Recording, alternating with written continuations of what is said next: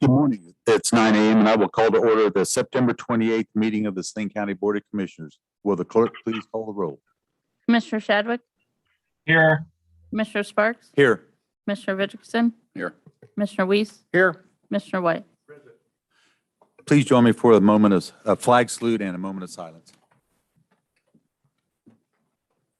Pledge allegiance to the flag of the United States of America and to the republic for which it stands, one nation, under God, indivisible, with liberty and justice for all. Thank you.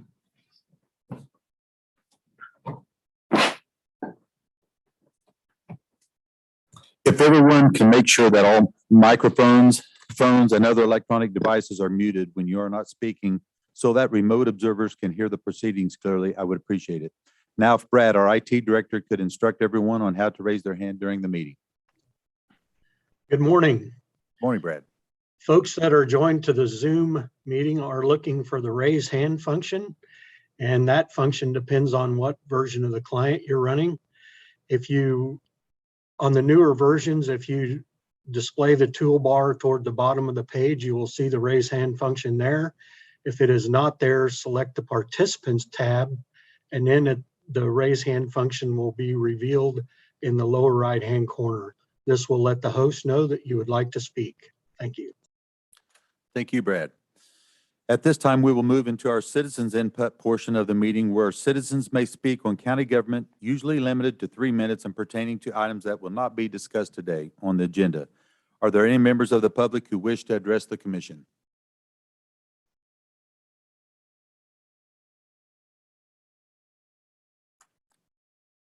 Seeing none, is there anyone remotely? No, sir, not at this time. Okay. At this time, we will move into our consent agenda, which consists of approval of prior minutes as presented, 9/7 and 9/14, approval of tax roll adjustments, approval of disposition of property, approval of accounts payable, approval of payroll, and approval of public forum agenda as presented. Are there any commissions who wish to add or delete items from the agenda? Hearing no objection, could I have a motion to approve the consent agenda as presented? So moved. Second. We have a motion to approve the consent agenda as presented. All those in favor say aye. Aye. Aye. Aye. All those opposed, same sign. Motion carries. We'll move into action items. Item 1. RFA 245-21, bid award for Expo Center site work and pavement project with David Flaherty, Livestock and Expo Director. Good morning, Dave. Morning, Commissioners. Today I'm doing a request for action on the Expo Center site work and pavement. The request for action is bids were solicited for site work and pavement at the Livestock and Expo Center. This request is to award the bids to allow for demolition and site earthwork, install concrete and paving, electrical work, landscaping, and overall project management. The following bids were received. Demolition and the site work was Excel Dirt and Excavating for $50,200. Site concrete and paving, we had Bar S Construction, $212,798. Stahlbaum Contracting, $271,597. And Collide Construction, $299,508. Electrical, we had Accurate Electrical, $6,000. Heineken Electric, $9,398. Landscaping and retaining walls, Landscape Consultants, $27,570. Cedars Incorporated were $16,400. Their bid did not include the cost of the retaining walls. For pipe and bollards and handrails, McIntyre Welding, $8,995. They could only hold their pricing for one day. A Plus Bolt and Steel, $5,171. That did not include the cost for any of the handrails. And Metal Arts was $9,565. Hutton would be self-performing some of the work as well as providing overall job site management, providing dumpsters, temporary restrooms, and performing the necessary concrete testing. Their fee is $81,161. Total project cost is $387,325. The alternatives for actions is award the bids to the lowest and best bidders, Excel Dirt and Excavating, Bar S Construction, Accurate Electric, Landscape Consultants, Metal Arts, and fees for self-performed work and job site management by Hutton for a total cost of $387,325. Option 2 is do not award the bids and provide staff with additional direction. Staff recommends to award the bids to the lowest and best bidders and accept the fees for the self-performed work and job site management by Hutton for the total cost of $387,325. The budget impact, with the funds already earmarked in CIP for improvements to the Livestock and Expo Center and the funds budgeted for 2021 in CIP, a total of $1,488,000 is available specific to these improvements. $339,277 has already been spent or committed for improvements, leaving $1,148,723. From a project budgeted perspective, this scope of work was originally estimated to be $420,000 without the project management cost. And the estimated start dates is October 5th with completion around December 15th. I'm available for any questions. Quick question is very thorough, but it's like, one of the things I have a question is, do we have any things happening over at the Expo Center that during this demolition that might interfere with shows going on? So the October 5th estimated start date, we probably won't start at that date. We do have a horse show that's coming in on the 15th, but depending on where they're going to start at, we might be able to do some concrete work over here, but not get it done over here till after the last horse show is in there. Gotcha. Okay. Thank you. Is this some of the barns that are going to be demolished, or what are we demolishing? Right now, as far as the demo site of it, it's just the concrete. We're taking out the concrete on the north side of Ag Hall, getting that all redone. The electric power poles where we have our RV plug-ins out by the road, those are coming in. That's part of the electrical. So we're not tearing down buildings or anything like that. No. Just what I would perceive that to mean. Also, the first four that are listed here, I've never heard of any of them. So, I mean, obviously they're not local companies. Excel, Bar S, Stahlbomber. Excel Dirt's local. I don't, Bar S is not. The 3 site contracts are not. Have we asked for references or anything like that with any of these people that we don't know? Or do they provide that with their bids? I don't think we have on this one. Yeah, that's a good question. I don't know the answer to that, but we can check with Hutton on that. Well, yeah, and I wish you would. I mean, it concerns me when there are people that we haven't heard of. Even the ones that I have heard of, if they're local, that's fine. Local's pretty important to me. I mean, they're going to be around. We can find them if we need to you know, go over something. But the others, I just don't know. And I'm a little concerned, and it's nobody's fault, but we only get one bid from the demolition site work. I guess people are busy. Yeah. David, it's exciting to see something happening over there with the last two things that have come in front of the commission. I, for one, am excited to see the improvements. I hope it meets the expectations of everyone. One question I have, the retaining walls, can you expand a little on where these are and what they consist of? So the retaining wall right now is, I don't know if you're familiar with the area, it'd be on the northwest corner of 4H there out by the road. There's an area that comes like this. It just washes out all the time. Mm-hmm. So that's where we're looking at. This project's going to involve a retaining wall on that side to hold all that up and make it look a lot better over there and keep everything from going out into the street. And I see that with landscape consultants doing that, it would probably be a stone wall, concrete. stone. Concrete. In fact, we just chose colors yesterday. Okay, all So right. Thank you.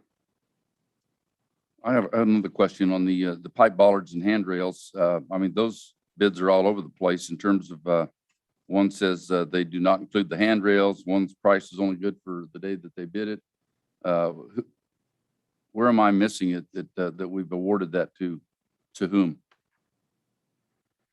the metal arch is the one that included everything for the 9,565. The only thing with the ballards and stuff is you gotta keep in mind our staff over there at the Expo Center, we will be doing the painting on those instead of having that hired out.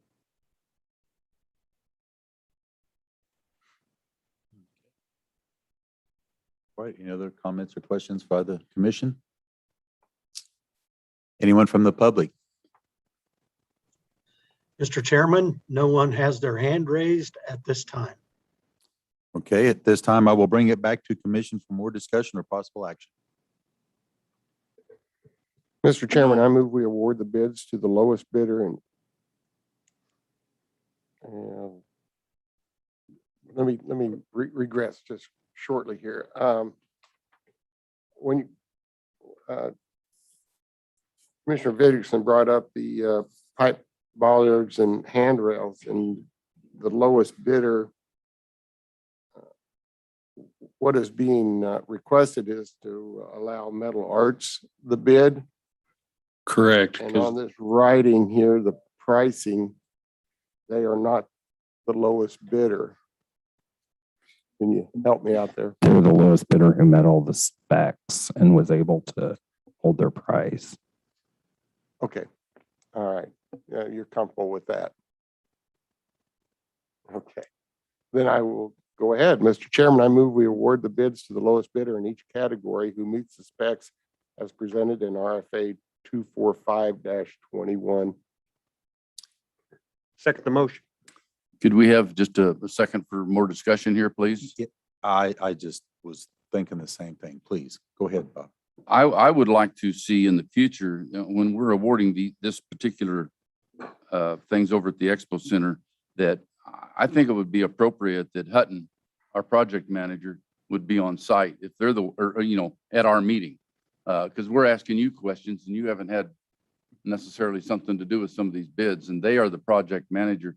I think they should be on site at our commission meeting and be available for questions that we have regarding how they're going to proceed and so forth. So Okay.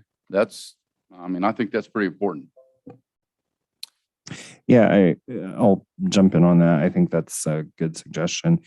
And I've also had some conversations about restructuring the way that we bring these to the commission a little bit. So there's some additional information for you all. I think we've focused on sort of making it as simple as possible, but it doesn't really fully convey all the information. So we're going to restructure how we do these RFAs in the future.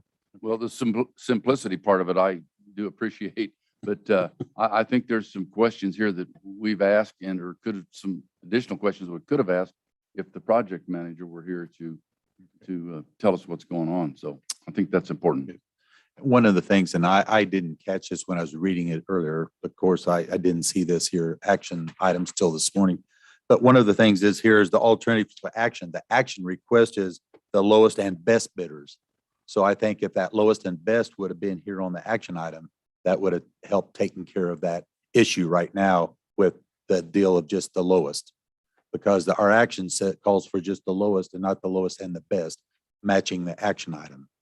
So that's one of the things I just wanted to suggest there, that we might want to look at that down the road too. Okay. Any input from any questions or comments by the people out there?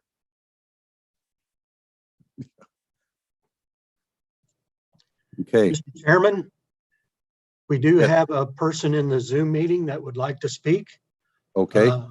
Linda Lecklider, please unmute if you're willing to accept her comments. Yes. Hi, I think it'd be a good idea to not pass this motion and do the more research that you need to do, and then bring it back in on next week to vote on it. Okay. All right. We have a motion and a second. It has been moved and seconded that we approve RFA number 245-21 bid award for Expo Center site work and pavement project. All those in favor of the motion, please say aye. Aye. Aye. Aye. All opposed, same sign. Motion carries. Thank you. Thank you. Item number 2. RFA 244-21 Programs for County ARPA Funds with Philip Smith Haynes, County Administrator. Good morning, Phil. Good morning, Mr. Chair, members of the commission.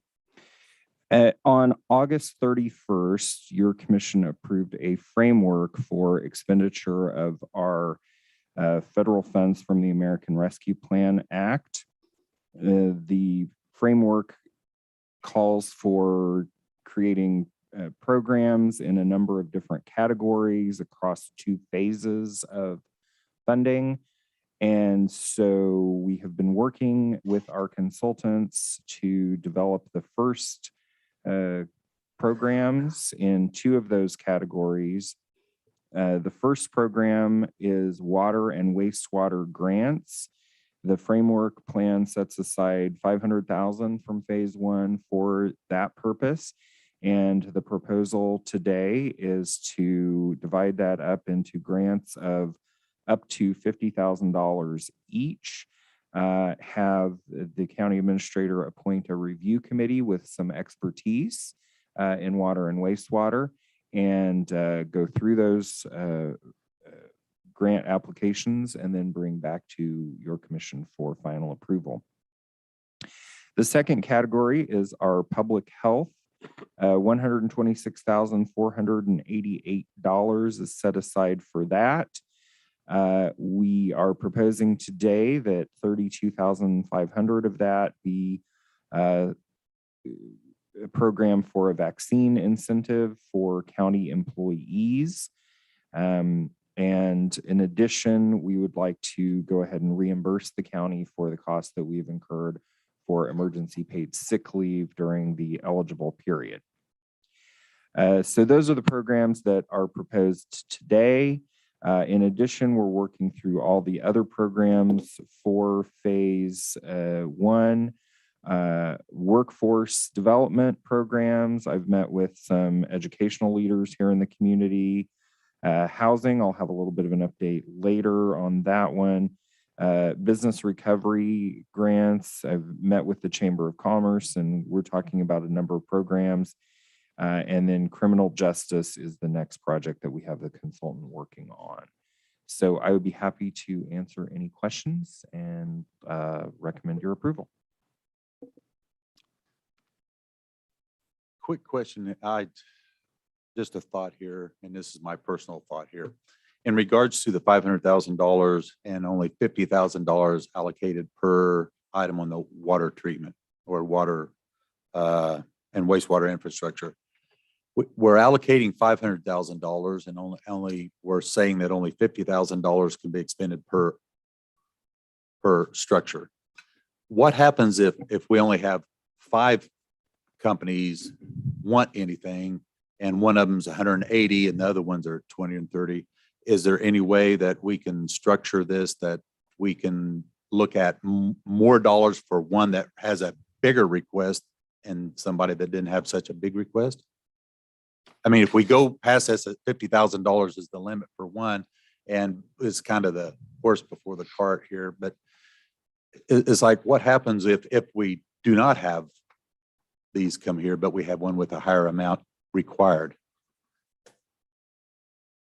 So yeah, the recommendation is designed to make sure that we are touching as many of the different communities as possible. So we do know that there's a lot of interest in water and wastewater. 50,000 each. If everybody applies for the maximum, that's only 10 different water and wastewater systems around the community. So we do feel like we are likely to get that many applications. However, if we don't, what we would do is come back and do a revised program. One of the things that there is so much interest in this particular one that my concern is not whether we would get 10 applications. My concern is, should we actually devote more money to this? And so in the framework plan, of course, you set aside $500,000 for future needs. So if we end up with, 20 applications and we think they're all, worthwhile, then we could come back to the commission and say, listen, we think we ought to devote more funding to this. It's a big need in the community. Maybe pull funding away from some other programs that aren't seeing the same amount of usage. But the $50,000 limit is just trying to divide the pie as much as possible. Thank you. My concern is on the $100 for each county employee who provides proof of COVID vaccination. I guess if this were county money that we were spending, I would probably be against this. As I stop and think about it, and it's federal money that's been allocated to us, and why shouldn't county employees also, be able to share in it? I look at it from that, so it's a double-edged sword with me. So, yeah, I will say encouragement of vaccination is one of the purposes that the federal government has outlined for the funding. We could go out and do an incentive, broadly throughout the community. We elected not to do that as part of the framework, just to keep it to county employees, because there's a lot of other ARPA dollars flowing into the community in addition to what the county received. But, we feel like this is a good program for county employees because, frankly, we don't know how much vaccine uptake there is among county employees because we've not had any mechanism to ask that question. So not only is it an encouragement, it also would give HR some additional information about who's vaccinated.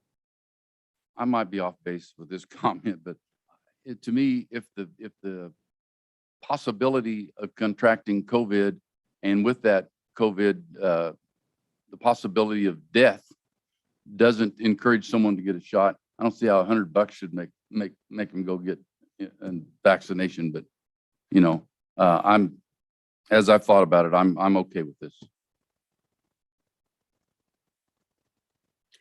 Are you still pleased with our administrative consultant, paramedics, metrics, and they're still working with you? And Yes, sir. We're meeting with them every Friday, and they're doing a good job. They've helped us out a lot on the different federal rules. I will say it's completely candid. It's taking a little bit more of staff time than I had hoped, just because iParametrics suffers from, I think, the same problem that any consultant would, which is they're not local. They don't know our community. So they give us things, and then we have to spend some time adapting it to the realities on the ground here in Saline County. But overall, I'm pleased with what we're getting from them. thank you. I have a quick question in regards to when you just mentioned that we have this $100 is for our HR to find out more about who has and who hasn't got a vaccine here with the county. But this $100, and you mentioned that there's other funds available for the community-wide for that. Can you expand on that? What is available for the general public out there to receive funds for getting a vaccine? Thank you for helping me clarify that statement. No, there are not funds available that I'm aware of for the general public. There are, in addition to the $10.5 million that the county is receiving through ARPA, there's about $8 million that other entities in the community are receiving as well. And so in our plan, in the framework that you all approved back in August, we said, because we're not solely responsible for the entire community, there are other folks who are receiving this funding as well. We're not going to extend it out to the community. Some of those other folks may choose to do that or not. And so that's what I meant to say, that is in terms of why we're limiting it to county employees, not that there's something else out there that I'm aware of presently. I will say, however, for folks who do seek to get the vaccine, that it is a no-cost vaccine. So, and I do know that the state has run a program with Dillon's where you could get entered into drawing for gift cards and that sort of thing. But I'm not aware of any local incentives. Okay, thank you. Well, and in response to one of the statements that was made there, we're not requiring people to come to us and tell us whether they have the vaccination or not. We're simply saying, according to this, if you have had the vaccination and you would like to receive $100, show us your vaccination card and you're on. If you don't wish to divulge that one way or the other, that's fine too. You're just not going to get the $100. Right. That's correct. And we're still working out details. As you can see, we're slating this to kick off October 15th, but there will also be, some exceptions for folks who have, legitimate medical reasons why they're not getting the vaccine. They can do an alternate program and so forth that's required under Americans with Disabilities Act. So, but you're correct, Commissioner. It's not a requirement. It's an offering, an incentive. Right. And I do want to comment on the framework that's being involved here. I think it's very important to understand that it's not like a budget that, if you've allocated $500,000 for something in a budget line item, that it has to be spent on that budget line item. That's not what this is about. Well, you can take the funds as time dwindles down and move it from one fund to the other, which is important as far as I'm concerned. And we can potentially hopefully spend all of the money that the federal government is going to allow us to spend, one way or another, whether it's in wastewater or public safety or administrative costs or whatever it is. We're going to be able to spend all of that money, not just have it allocated to $500,000 for wastewater. So I like the way that that is structured. Okay. Any other comments by the commission? Any comments by the public? I will bring it back to the commission for more discussion or possible action. Mr. Chair, I move we approve the two programs as presented by staff. Second the motion. It has been moved and seconded that we approve RFA number 244-21, programs for county ARPA funds. All those in favor of the motion, please say aye. Aye. All opposed, same sign. Motion carries. At this time, we'll move into informational items. Community Corrections update with Annie Grievous, Community Corrections Director. Good morning, Annie. Good morning, Commissioners. Fellow guests. This is the Community Corrections Departmental update from April of 21 through September of 21. Grant awards have all been done with the exception of a federal grant for an additional drug court ISO and an existing one. We're hoping to start a deferred sentence drug court, which is like a diversion drug court, but deferred sentencing is a term that the judges prefer. I'll take it. That goal would hopefully have the drug court new ISO to us, hopefully by end of October, and we can start that new track for deferred sentencing by the new year. It's going to take us a few months to educate ourselves, but also educate the prosecutors and the judge where we are with that. But we have full support from that with law enforcement, county attorney, and the judge. So we're very excited to get that going. So that grant it actually is being gone through on September 30th, I think, and I'll sit in on that participation because it is the first time we've asked for additional funds. We're asking for only the existing ISO and a new ISO. So hopefully we'll know something soon. UpTrust technology continues to be a great tool. It is just enhancing and increasing client communication, reducing the failures to appear, supervision, and wellness appointments. Our outcomes right now are exceeding what I would even expect, only being a year in with it. As you know, we have court services on, we have the public defender's office on at our cost. Community corrections come January, they will pick up their own costs. And I know they've requested in their budget. And at this point, it's my understanding they will be approved for those dollars. And so that continuity will continue, which is a real plus for our agency. We're going to bring CKF, Central Kansas Foundation, on sometime into the end of December. They've trained, but they're going to retrain with us. The goal is to keep the model as a community-wide care model, not just a client-based model. We all know that they're more likely to show for everything when they're healthy and well. Substance abuse is a huge product with what we deal with. I would say 90% of our clients that come across our door are addicted to some substance.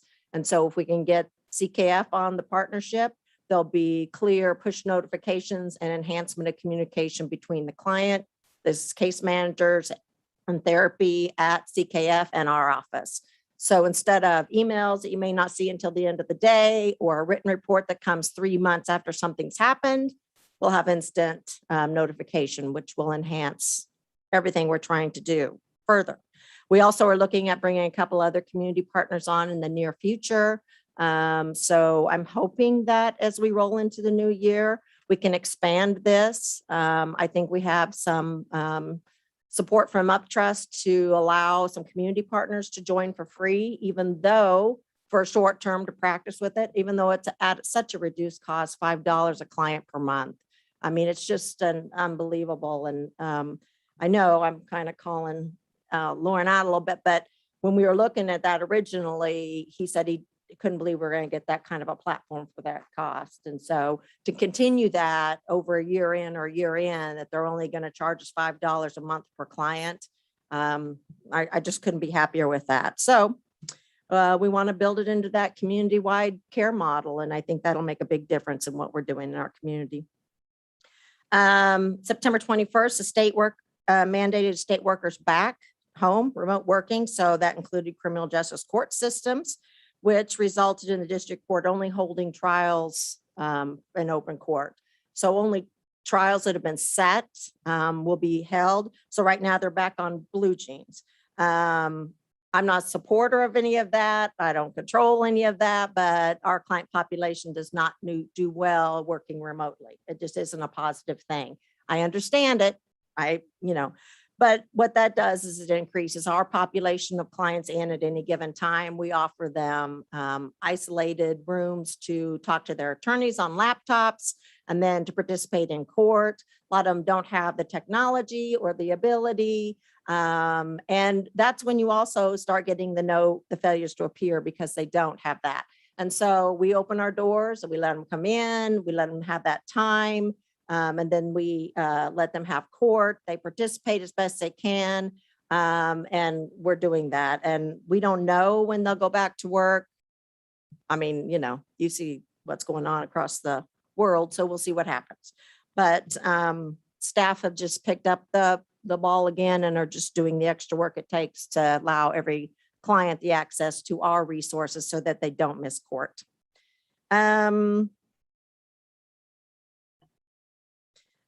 With families and clients and family members testing positive, we're just seeing an increase in requests for rent, utilities, transportation, school supplies, temporary lodging. We've put up many people in hotels. There just isn't those dollars anymore to do that. And so that increases our expenditures to fund that. It's necessary. We understand that, but we continue to fully fund all their expenses that might come along with a COVID positive test, which is fine. They do have to prove it's positive. We've had several clients, a few of them say they've been positive 3 times and can't get in. And, that's just a story. Whatever, but they have to prove it. And we have that mechanism to do it. And then we do curbside visits or other kind of ways to make sure we're providing the care that they need. Telemed services will begin October 6th. We have been working on this project for months. Michelle and I have spent numerous Friday afternoons on Zoom calls and different things to get this going. And I talked to you about it. It's a psychiatrist in Philadelphia, but the provider is in Wichita and will provide that telemed health.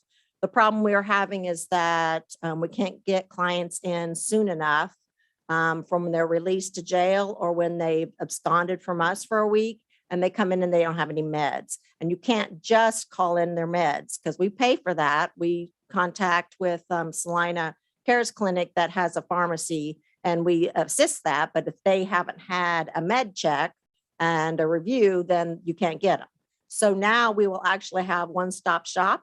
They can come in, they'll have a telemed assessment, and then the medications will be assigned from Centuria Health straight to the Saline Cares Clinic through the pharmacy. We have an MOU with that group together, that combination, and then an MOU with the telemed and community corrections. And so it's seamless. They sign those release. It's all HIPAA platform to go back and forth, and those meds will be called into Saline Cares Clinic because they have their pharmacy, and we'll pick them up, pay for them through our contract with them, and get the client back on.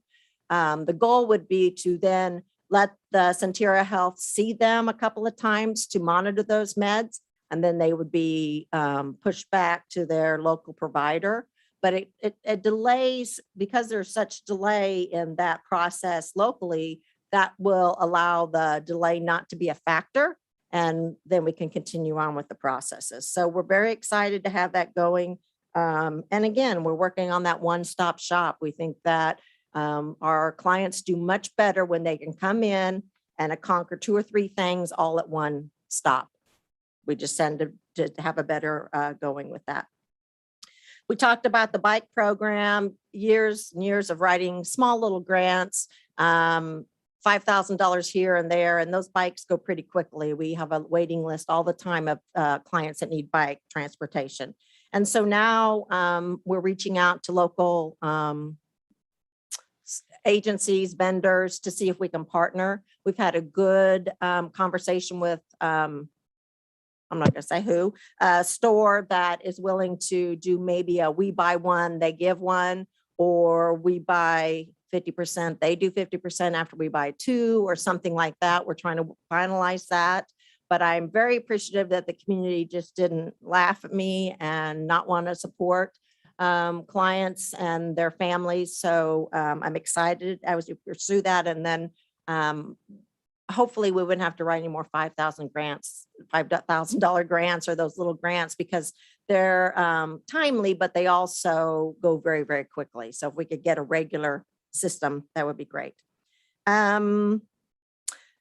Effective the September 21st and January 22, extended partnerships with Ottawa County have been developed. Right now, we have officers going up there. We had stopped sending staff up there full-time because the client population has so reduced, but also many of them either live in Saline County or work in Saline County. But Ottawa County needed, and I understand it, they wanted us back up there. And we're happy to do it. We have 2 staff that go up there on Tuesdays and spend all day Tuesday there. They're out in the field, they're in the community, they are spending time in the courthouse. And Ottawa County has been so gracious, free space, free equipment, free services. I mean, they're just rolling out the red carpet for us. And when I say red carpet, really it is red carpet because there's a beautiful red shag in the area they are. And I like it. So, so they are, but I just want to, I thank them, but truly they have been amazing to us. And as a result of that also, they are providing funding, a third of the funding for the new drug court pretrial, mostly pretrial agent that will start with us in January. You all as commission were very gracious and gave us the other 2/3. So a third of the work will be done for Ottawa County clients and 2/3 will be done here. Our pretrial program is just expanding. I mean, when the courts shut down and everything goes back to remote, we tend to increase in pretrial. So, you know, we're well above 200 clients on pretrial right now. So I'm excited to get that position, but that way Ottawa County, the county attorney can refer clients to pretrial, but also to drug court, and the judge can. So that's really beneficial to them also, but I am very grateful for all their accommodations. We recently had a site visit from KDOC on September 9th. We think it's been at least 20 years since they've stepped a foot in our office for that kind of thing. We volunteered months and months ago before they even did it to be the first. I always look at audits as being a learning tool to gain from it, see what you might not be having exactly right, review the policies, see how it fits with what DOC wants you to do, those kind of things. And that's how we went into it. I'm going to say it was disappointing at best. I probably could say a few other words, but I've already told you how I feel, so I don't have to repeat those. There were errors that we showed them that day they were here, that they were wrong, and gave them the documents they had incorrect. But yet we still wrote them on our evaluation. I mean, still dinged us on it. There were policies that were in compliance, but because we didn't add in some recommendations, even though it's not mandated, and we don't support recommendations because we don't think those are effective, they dinged us on that. It was disappointing, and staff were very disappointed because they sent one person from KDOC to do an entire agency of our size and sat in with observations, and the staff really felt like they did much better, and there was nothing positive in it. And And they said that our staff didn't give client positive feedback. I mean, I could go on, but it was a ineffective process. I have the things that we did agree with, we sent the corrections on, and I sent a letter outlining how they might want to think before they go into the next audit. And so I'm hoping that they take those seriously. Staff were disappointed, and actually staff felt like they weren't given credit for the work that they do. And yeah. So we'll see what happens. They're supposed to get back a final report. That'll be shared with you because it will come to Commissioner Sparks. And I hope it has some positives as well as challenges. We'll see. We are taking the lead with law enforcement right now to develop and increase the efforts of the CIT, which is Crisis Intervention Treatment Process. Across the nation, CIT has been around for a long time, and it's teaching, training, and increasing mental health support with law enforcement when they're on the street, so that someone that is mentally ill that might be committing a crime, not a violent crime, but a nuisance, or just, I mean, someone can be on the street. I don't know if you've seen them all, but there's a lot of things that happen when they're mentally ill and homeless. And so we are working with them to get co-responders, mental health clinical workers that ride along. The ideal model we're looking at is that the grant would be written to fund the 2 co-responders, and then PD and SO would put them in their building, all the supplies, all the equipment they need, and pay for everything else. So we're just going to seek salary and benefits for 2 clinical workers. And we are working on that now. Hopefully, we're hoping to tap into some of the county's federal funds. That'll be one of the grants I'll be looking at. There's other options that we'll explore, but it really fits well with that. So you'll hear from me more on that. We're actually meeting tomorrow, again, to kind of finalize that. There's a real big need for a crisis intervention center where law enforcement can take a mentally ill client to the crisis intervention center and leave there for services, treatment, and those kind of things. We don't have that in our community. We don't have anything in our community that allows any kind of 24-hour service, not even daytime, where you can just drop a client off and get services, crisis intervention. What we utilize is the ER. And then law enforcement and one of my staff sit there for 5 to 6 hours waiting for some sort of an assessment. The doctors from the ER are coming out and communicating with us and trying to help us, but it's a waste of time for my staff, but also for law enforcement when they need to be on the street doing the job. We already know that PD is down staff, and there's only so many out in the community at any given shift. So it doesn't make any sense to take someone off the street and have them sit with this client and us for that amount of time. So we're trying to alleviate all that. We are meeting tomorrow, and then we are meeting with Chief Nelson because of the city's ordinance that had that first read on public camping. I need to let them know that a lot of those are our mentally ill clients that are banned from missions and shelters for a lifetime because they're not rule followers. They have issues. They struggle with following the rules. They're severely mentally ill. And a lot of that camping equipment, blankets, pillows, coats, community corrections purchased and gave them to them. And we go visit them where they are. Now, do they belong on downtown Santa Fe? Absolutely not. I understand that's alarming. It's not good for business. And I'm out 5 a.m. walking Santa Fe. And I've been with people that they see someone in a doorway and they're alarmed. And I don't blame them. You know, they don't bother me because I'm used to them, but I get it. So I would like to have something that tells us that we won't arrest at all, and we're going to help and work together to find a place for them. The shelters won't take them.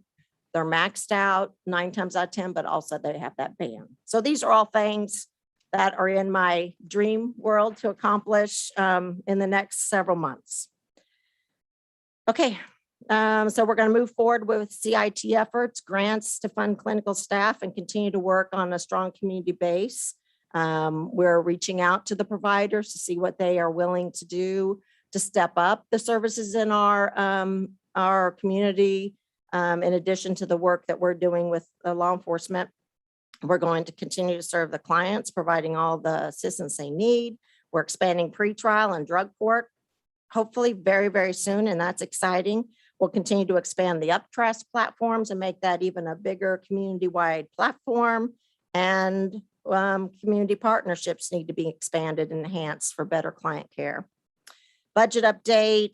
This report is provided just at the first quarter of most of our fiscal budgets because we do a fiscal year on a lot of areas. So we are still resulting in over 75% remaining in most of our line items.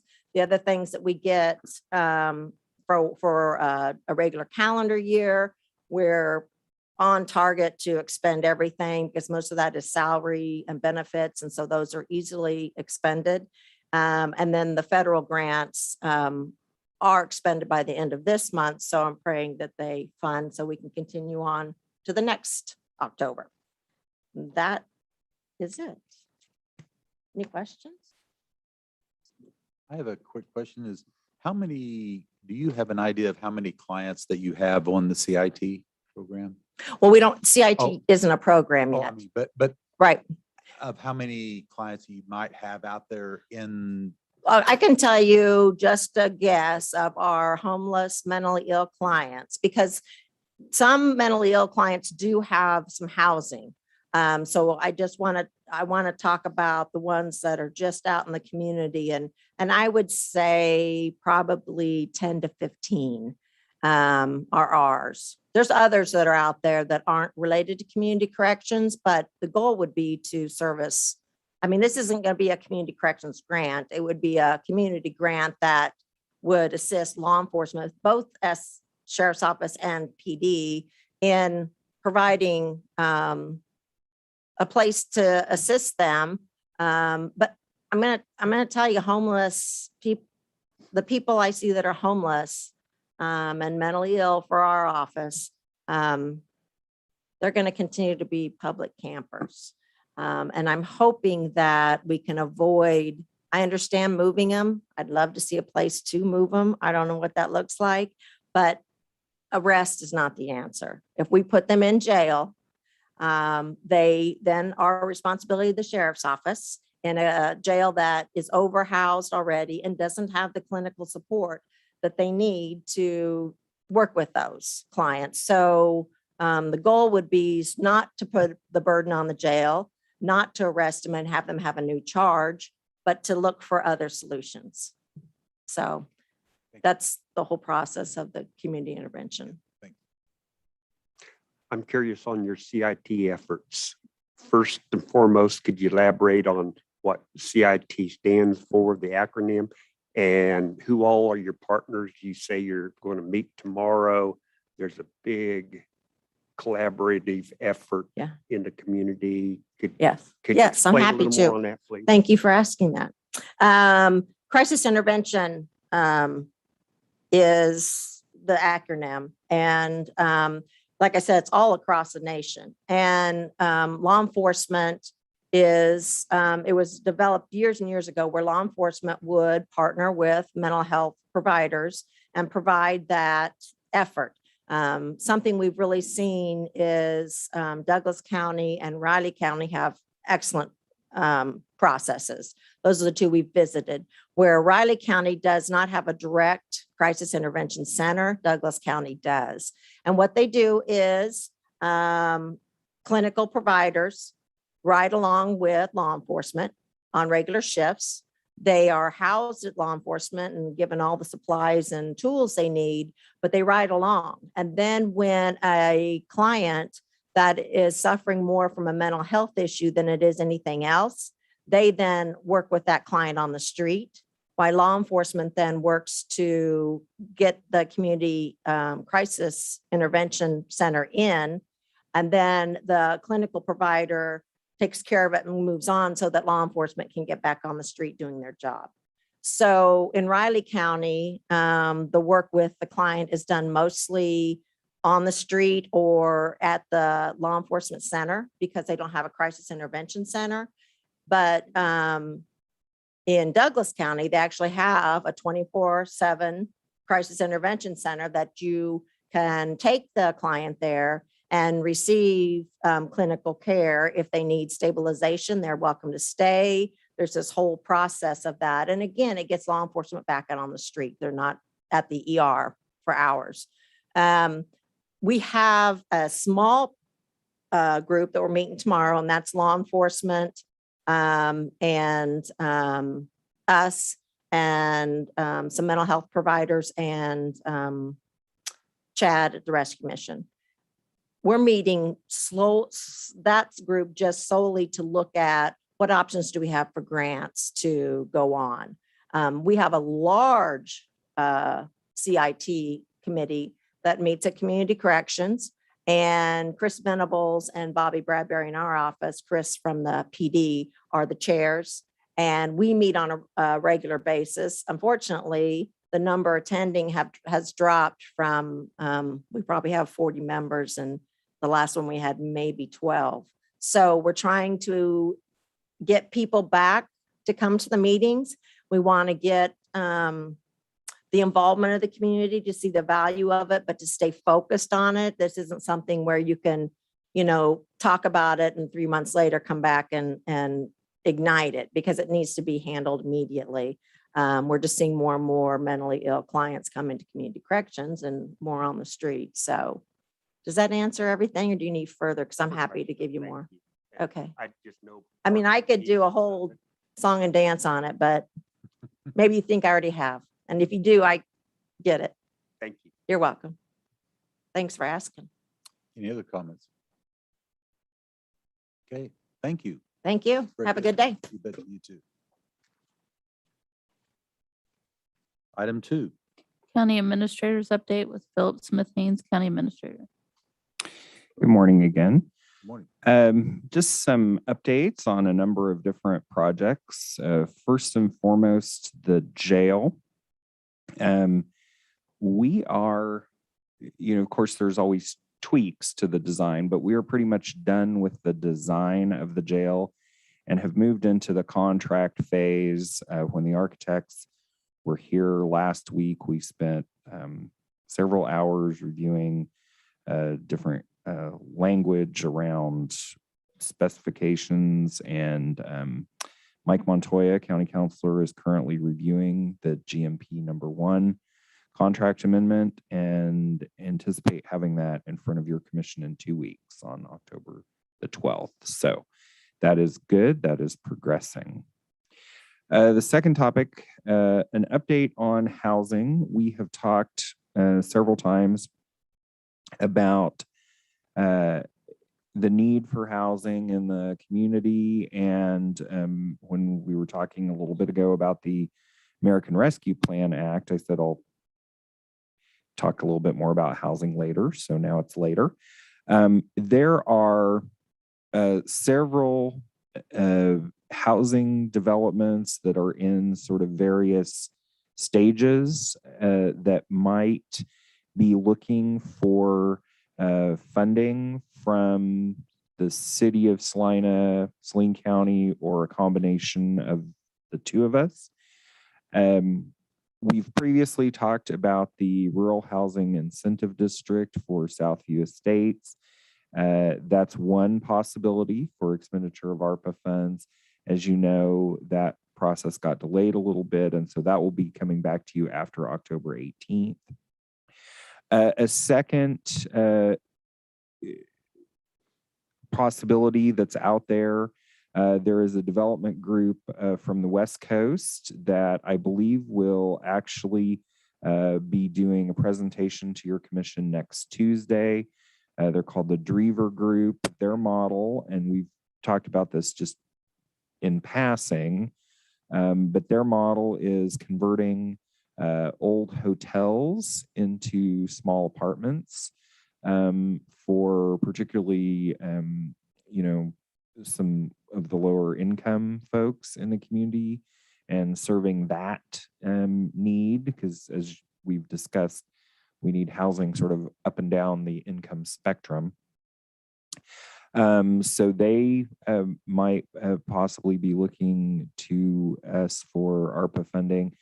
And then last week, we got a new opportunity as well. So I was in the jail meeting, but Deputy Administrator Hannah Stambaugh went out to meet with a group of developers from Indianapolis who are looking at the possibility of some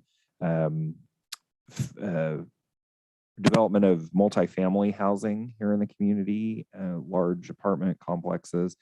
And they were actually accompanied by the Lieutenant Governor, who flew them around to 3 different communities in the state, and Saline was fortunate to be one of those. That's also a possibility where we might be able to leverage some ARPA funding. The county and the city partner together and leverage that against some of the state's ARPA funding to attract that development. And finally, last night, the City Commission had a public hearing on IRBs, technically taxable multifamily housing revenue bonds for the Magnolia Point edition, which is that one out near Menards that we talked about. They had originally talked about that as an RHID project. It subsequently morphed into this taxable multifamily housing bond project. So a lot happening on housing, a lot of it that could potentially come back to us in the form of requests for some ARPA funding in the future. Third item, we are approaching the end of the year, and Saline County receives funding from the liquor tax that we are required to allocate in 2 different pots, and we do that on a biennial basis. And so it has been 2 years already since Commissioner Weiss and Commissioner Shadwick helped me out with reviewing some applications. We're about to go out with those applications, but I was wanting to maybe get a couple of volunteers for folks who might be willing to help staff review those and then bring them back to the commission for award. So I'll just let you all think about that since I don't see a bunch of hands going up. But I will be needing a couple of commissioners to help with that. The next item is legislative visits. You know, in the past, we have tried to get together with legislators and talk to them about Saline County's particular needs. That didn't quite happen last year because, you know, blame it on COVID like everything else, right? But we're in a little bit of a different position this year. So I was just wondering if the commission would like me to go ahead and schedule that. So a couple different ways that we've done that. We could invite legislators to come to a commission meeting, or we could schedule something jointly. I believe in the past we've done a lunch. I think particularly with the housing stuff, we probably have some room for some fruitful discussions this year, as they're going to be talking about the state's ARPA process when they reconvene in January. And so we want to make sure they allocate some of that funding to housing in Saline County if we can get it. So if commissioners have thoughts on that, I'd be happy to take your input on that. And then last, just mention I will be at the meeting next Tuesday via Zoom. I will be at a conference next Tuesday So you will get to see me in miniature on the screen. So be happy to answer any questions. I have a question on the jail update. As far as the groundbreaking goes, I think it's a month or so ago, you advised us that that was going to be somewhere around October 27th. Are we still on target for that date? Yes, sir. So that's what we're planning on. The sheriff and I are going to be getting together this week and talking about what that consists of. But as part of your action on October 12th, bringing to you not only approve the GMP contract, but also to set a special meeting for October 27th to do that.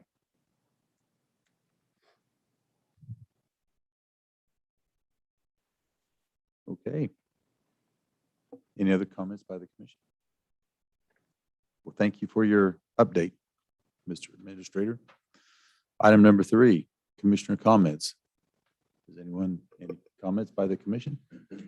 Mr. Chair, I attended Central Kansas Mental Health Board meeting. That was last week. They're extremely busy. With all their different programs and projects going on, I don't know how they keep up. Tuesday, the city council meeting in New Cambria invited the county to come. Commissioner Vidrickson was there along with myself. We had engineering and a road and bridge. And the issue was regarding drainage and flood issues. Staff did an awesome presentation on trying to explain the goods and the bads and what we could help with. And last night I attended Rural Fire District number 3 board meeting. And it's been a while since I've been there. Extremely interesting, and it's just so awesome that we have volunteers that put so much work into a volunteer position. We are so blessed. And tonight I'll be attending the CAPS annual meeting, so we shall see. Okay. All right. Thank you. Last week, Wednesday, I attended a Rural Water District number 6's meeting. They had some questions and concerns on the ARPA funding, and I shared what information I did have. Today we have a lot more information. I will share that with them, and like the administrator said, there is a lot of interest for these fundings. So yeah. I just wish there was more. Yes. I would just say last Tuesday, I attended the Tri Rivers Fair Board meeting, and quite interesting on what's going on there and what we're looking at through the future. So there was some comments made, and I think part of it is that they feel like some of the comments that were made during last week's meeting here that we should have offered and asked them to be here if we felt like that was needed to be, they should have been. So anyway, it was kind of an interesting meeting, and we went on down the road and looking forward to next year. And they did appreciate the funding that we did approve for next year. So they was thankful for anything they could get. So anyway, and in regards to the water deal, I was at a fundraiser for a person that's running for state treasurer next year. And anyway, it was one of them situations where I was hit up by a person that handles 4, I think he said 4 water districts. And he was talking about that. And it was very interesting to listen to what they would like to propose and what they would do. It's very, very enlightening of how far the rural water districts are behind and what they need to do to catch up. So it's very interesting. So anyway, thank you. Any other thing? Any commission? Number 4. Announcements. Well, I'll just tack on to your comments, Mr. Chair, about the Tri Rivers Fair Board and announce that there are some positions open on the Tri Rivers Fair Board, and We have agreed to help them out. So if folks are interested in serving on that board, you can go to the county's website at saline.org and fill out an expression of interest form, and we will get it to the Fair Board for their consideration. Okay, thank you. Appreciate that. Any other announcements? Okay, at this time, we'll move into a study session. Item 1. Road closures. Okay. And it looks like we have our road and bridge engineer, Mr. Yes. Justin Mater. Morning. Good morning, sir.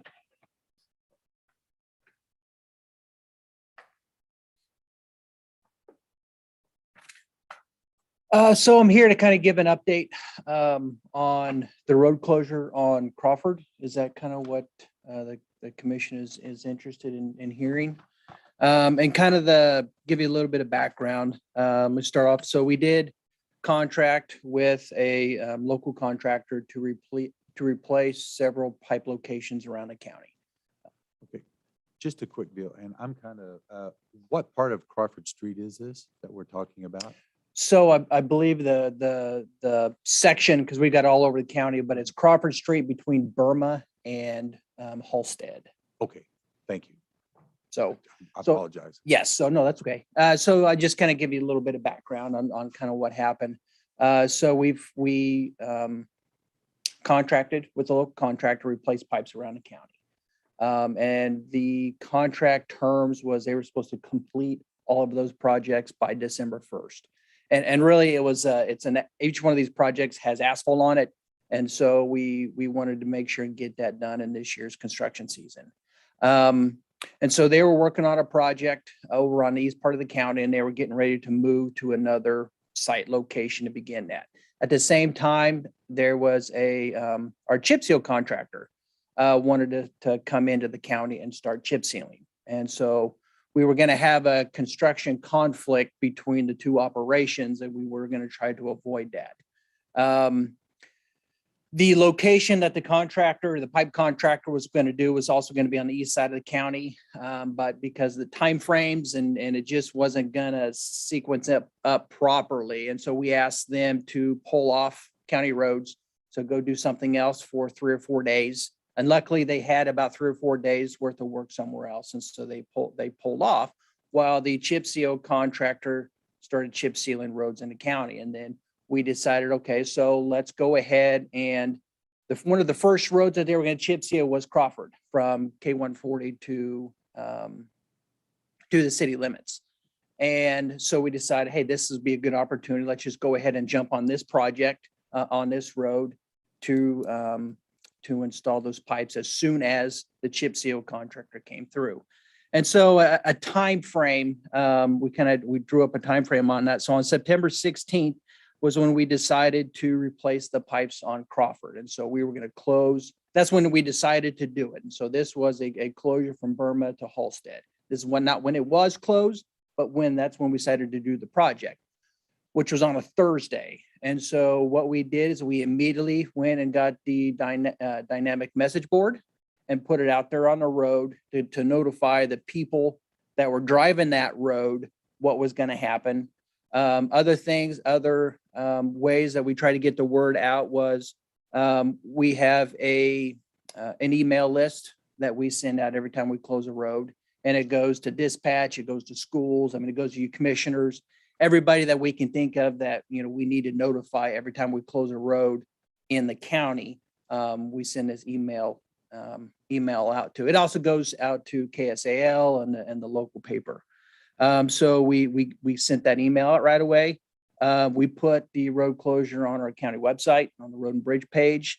And then we also put out a Facebook notice out there too. So there's 2 things that we really started doing here recently, and that's the Facebook account. And that's really the assistant county engineer is very, very good with social media. And so that's one real huge benefit of having Wayne on my staff.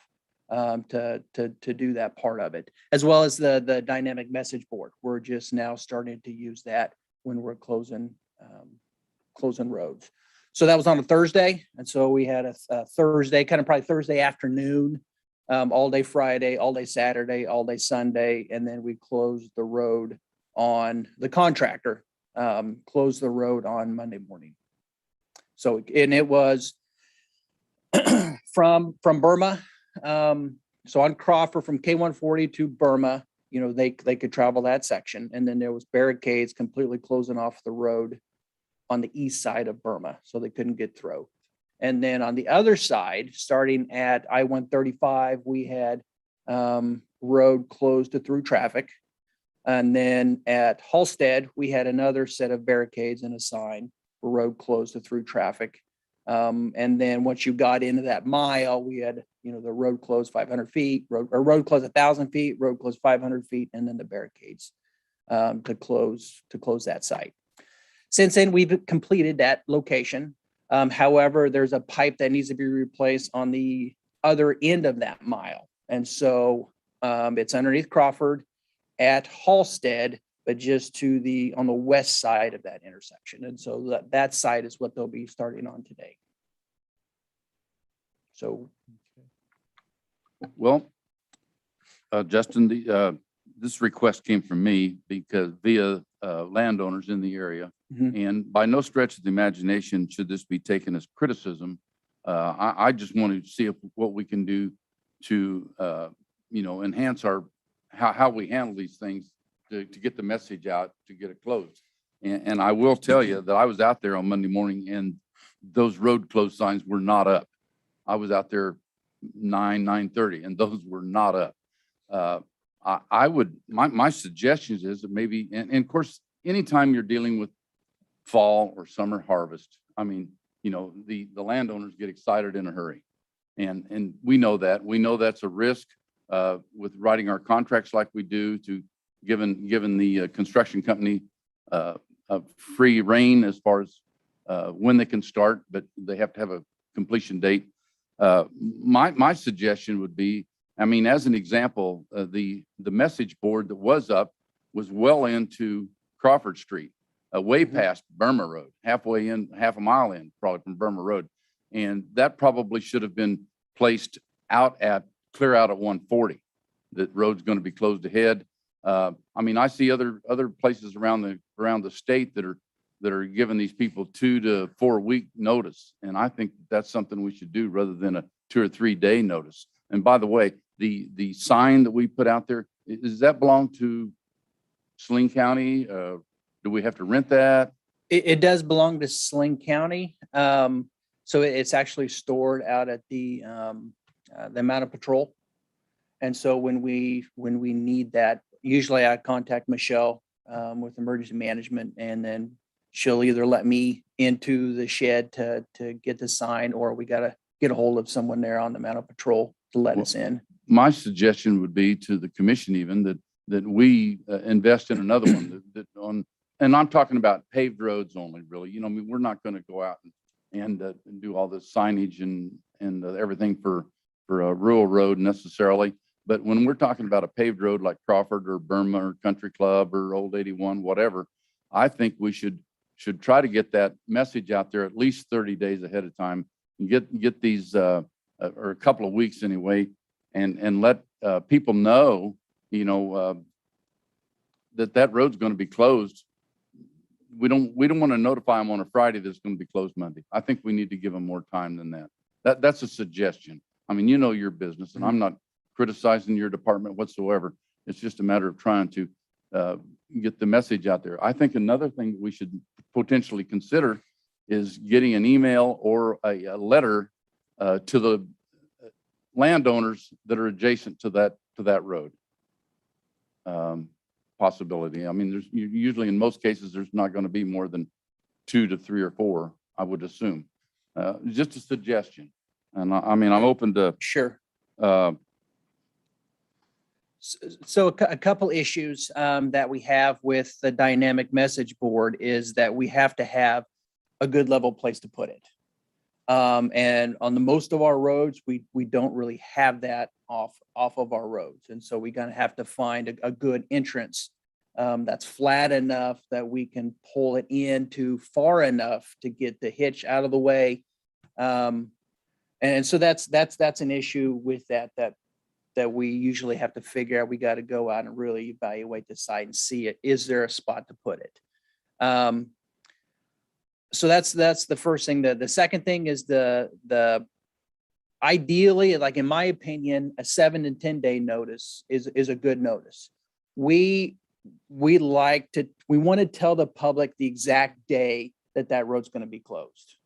Okay. And so typically, and we're really relying on the contractor's input to do that. If we put out a notice 30 days in advance that it's going to be closed on this day, there's a really high chance that we might have to change that 3 or 4 times until the road's closed. And I think then you lose some faith in the public that, hey, that's, when we finally tell them this is the date, they're not going to believe it because it's changed so many times. I'm not going to hang my hat on that one Mhm. at all. I mean, if you say 7 to 10 days, I'm going with that. Right, That's- yeah. And it does make sense to do Mhm. that. I mean, I just threw something out Right, there that, Right, but 7 to 10 days would be an adequate right. number of. On this one here, it was just how it happened. We just decided if we could we can get 4 days notice, that's going to be good. Ideally, that's not ideal. The last time we used this message board was the contractor was going to close Niles Road going north of I-70 for a box replacement. And so we got the message board up at Niles and the contractor was getting ready to start.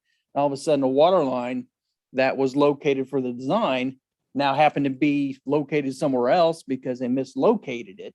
And so we told the public, hey, the road's going to be closed, and now it's not.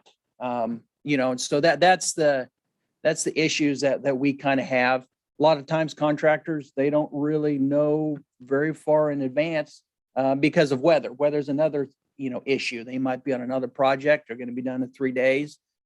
Okay, And well, now I they think got a big that's storm, something that we so- should address with our contracts then, that they need to give us a 7 to 10 day notice that they're going to come. I mean, I think that's a reasonable request. Mhm. Oh, sure. Not just, hey, we're coming next Right. Monday, Right. Right. But And again, I'm trying not to criticize you or your department, and Mhm. that's not my intent whatsoever. Sure. It's just a Sure. matter of trying to get this word out there, that we can better facilitate things and keep the public informed. And again, the probably wouldn't even be talking about this if it weren't for harvest. Oh, sure. And that's what got Sure. it excited. That's what gets landowners excited. Right. They just see that, oh, the road's going to be closed. They, once we went out and talked to them, and Darren and I Right. did, and explained to them exactly when it was going to be closed, exactly which intersection would not be Mhm. affected, which happens to be neither one of them.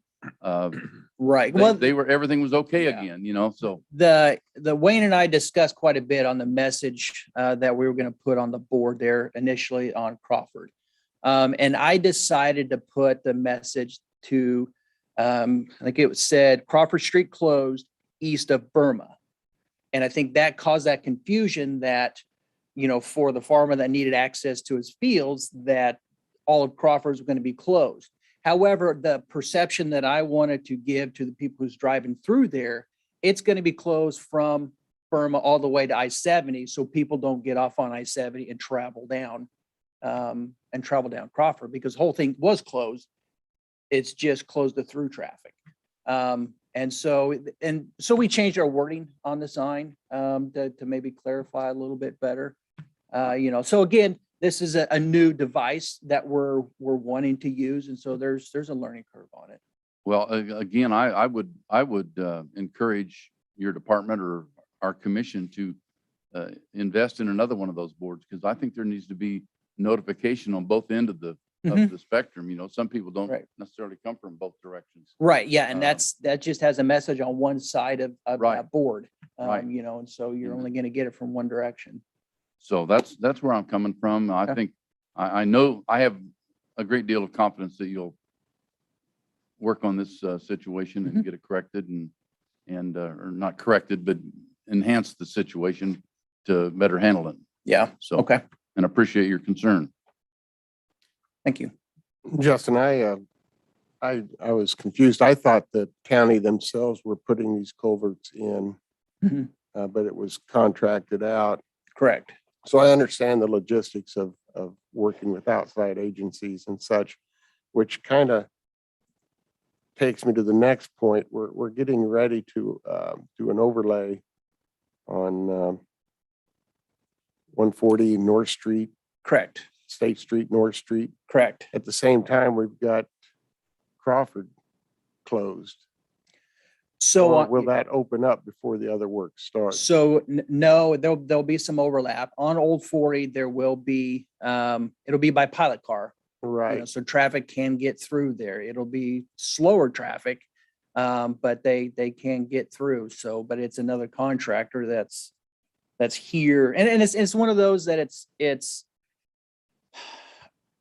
I think you got to be careful about how we do it. If a contractor wants to start and we tell them, no, you can't start for another week. Well, what they're going to do is they're not going to pay their employees to go play tic tacs, on the shop floor. They're going to send them away to work somewhere else, and we might not get them back for a month. I understand that. I'm just saying we're compounding the problem by adding a lot more traffic to that area while we close Crawford. And Yes. and I also understand that these are independent contractors, and to some point we have to go by their rules and their timelines To a and certain such, extent, to- yeah. to some Yeah. extent. Yeah. That's why I was confused, It- because I saw some county trucks out there while the work was being done. That was probably just inspection of the work. Correct. Yeah, that's probably my staff out there doing the inspections. Okay. Mhm. And how long do you look for that other culvert to take down by Halsted? So they're getting the work done a lot quicker than what I initially planned. So I'm very happy with that. So they're getting one site done. So if they start today, again, rain's coming, and so that's always going to slow things down a little bit. I'm hoping to have it done by the middle to end of next week is when it'll be opened up. It seemed like that first one went in really, really quick. Yes, And yeah. I was happy to see that. And it wasn't, I drive that all the time. It Mhm. wasn't that big a disruption. I think it was more communication than anything else. Absolutely. As far as the signage goes, I think the sign needs to be on the road in the area that's being impacted. Had that sign been moved up, and where was that electronic sign placed for? It was that? about mid-mile. Was that correct, Wayne? Yeah, Mid-mile of about Burma, mid-mile in there. Yeah. Right. Yeah, Yeah. and I agree, that's where it needs to be, because had it warned before Burma, you have too much traffic coming up and down Burma that's pulling onto Crawford that would have never seen that verbiage. Yeah, and I didn't want to give the perception that intersection at Burma and Crawford was closed. Right. And so you're always someone's always gonna be confused by it. Well, I'll argue that a little bit, because if you don't put it up if you do put it up where you're suggesting, you've got people that are turning off of Old 40 coming on to Crawford, going past Burma Road, and then they get up there and say, oh, I'm gonna have to go back and go down Burma. They would have never gotten off of Old 40. I mean, that's why I think it should be posted about a mile ahead of where, so that they have an option of where they're gonna go. but anyone using that intersection of Burma and Crawford would have not even seen that sign. They would have had no knowledge of it. Agreed, but I'm talking Yeah. about coming off of Old 40 and going on to Crawford. Not necessarily Burma, but of course now we're talking 4 signs, and if you're doing that, but Burma's wasn't the issue, it's Crawford. Yeah, it's far as a I'm tricky concerned. site. It's a Yeah. tricky location. There's just a lot of traffic coming from a lot of different directions, and not just a lot of traffic coming through traffic. So it's kind of tricky. So hopefully after next week, we'll be done with that. Well, yeah, and Move on to and I know easier that sites. this animal can raise its head again, and it will. Mhm. There's going to be people that are upset about, and I do agree with Commissioner Vidrickson that a little longer time frame than 3-4 days might be great, and I know that's your intention. Right, yeah, we And- just didn't And I have do it at that appreciate the time. engineering department, the job they do. I got no complaints, and just talking it out here is probably a healthy thing to do. I will say one thing though, if you have one day of overlap on those projects, get ready for that message board, that telephone to light up.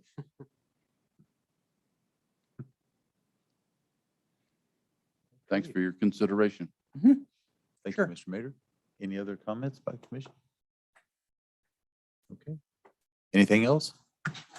All No. right, thank you. Thank you. Any other comments or questions? Okay, this meeting is adjourned.